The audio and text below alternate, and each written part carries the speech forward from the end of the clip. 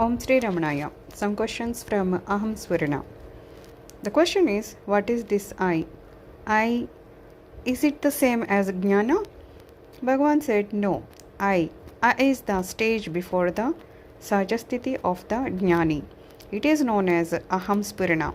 When the sphurana becomes continuous, unstoppable and spontaneous, that is, when it has solidified itself, so to speak, into a permanent phenomenon, it leads to the Sajastiti, means the state of the Jnani.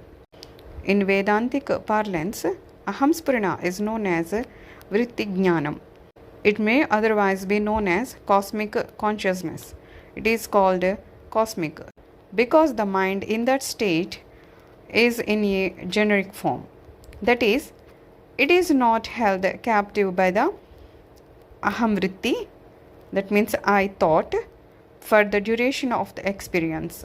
If the destruction of purva samskaras, that means latest predispositions, is incomplete, afterwards the aham vritti reasserts itself and the flow of thoughts resumes itself as usual.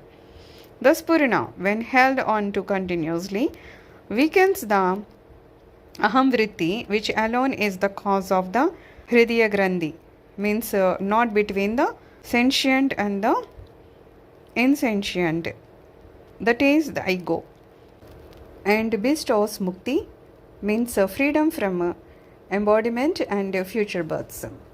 The next question is how to hold on to the sphurana continuously. Bhagavan said, the effort or will or volition to do it is itself an obstacle to the shining of the sphurana. If you remain as you are, the sphurana shines forth of its own accord. The next question is, has Bhagavan said that the experience of the sphurana is accompanied by a prickly sensation on the right hand side of the chest?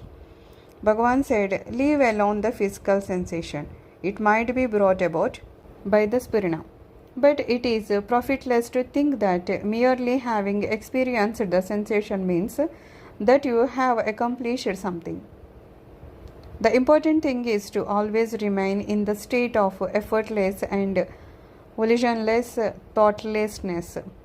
The subtle I, which witnesses the fact of the mind remaining in this state, must also vanish. Only then is realization made possible. The next question is, sometimes you talk about something called aham sphurana.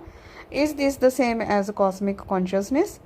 Bhagavan said, yes, it is called so because when in that state, the subtle mind feels the heart as a pulsating vibration. The accompanying physical sensation on the right hand side of the chest may also manifest.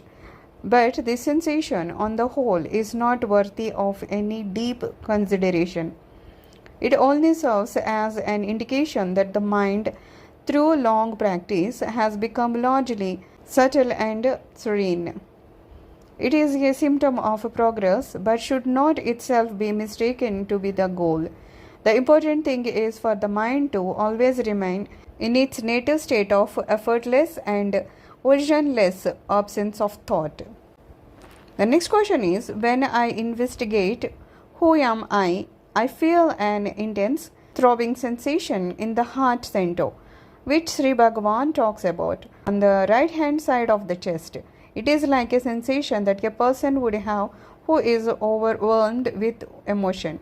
It brings tears to my eyes.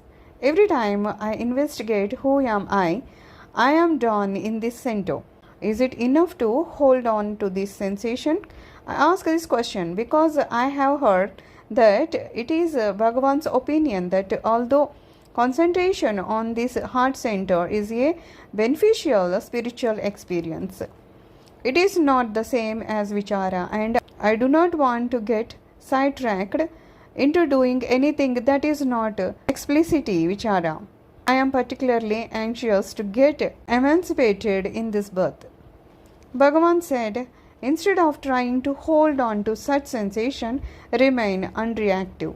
Why investigate spurious I and then ask him to decide whether he wants to hold on to the sensation or not. If you try to hold on to such sensation, it will vanish. Do not try to do anything with the sphurana. If you try to do anything with it or catch hold of it, it will vanish and you will be left wondering where you went wrong and why the sensation has vanished. The sphurana must be continuous. It will remain that way only if you leave it alone. That is, remain as you naturally are. Perfect absence of effort is what is needed to sustain the sphurana continuously. Why? Because effort implies the existence of the ego making it, and if the ego resumes its activities, the sphurana will have to subside. Make every effort to remain totally without any effort. Who is that one who wants to hold on the sphurana? He is the mischievous imp known as the ego. So, do not permit the ego to disturb the sphurana. Let it go on indefinitely by means of exclusively remaining solely as it means the sphurana perpetually. This sphurana is a partial experience of the self. It is an indication of the coming glory. But if it is to elevate into the self, it must be left undisturbed. It must be permitted to go on indefinitely. For that, the ego must be kept in check by means of vichara. So, whenever you find the sphurana subsiding, ask yourself, who am I? It will come right in the end. Om Shanti.